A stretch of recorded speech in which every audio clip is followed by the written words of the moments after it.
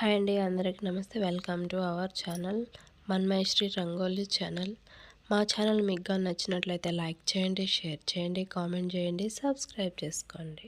Please like.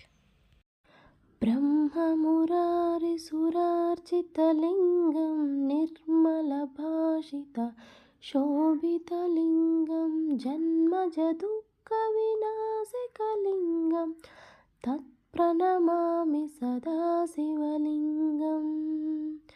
దేవముని ప్రవరార్చితలింగం కామదహన కరుణాకరలింగం Ravana దర్ప వినాశనలింగం తత్ప్రణమామి సదా శివలింగం. సర్వసుగంధ సులేపితలింగం బుద్ధి వివర్తన కారణలింగం సిద్ధసురాసుర వందితలింగం తత్ప్రణమామి సదా శివలింగం.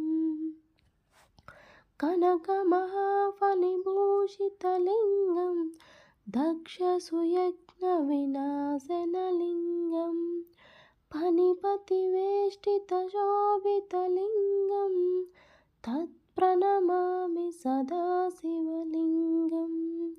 కుంకుమ చందన లేపితలింగం పంకజహోర సుభోభితలింగం సంచిత పాప వినాశనలింగం తత్ప్రణమామి సదా శివలింగం. బ్రహ్మమురారి సురార్చితలింగం నిర్మల భాషిత శోభితలింగం జన్మజ దుఃఖ వినాశకలింగం తత్ప్రణమామి సదా శివలింగం.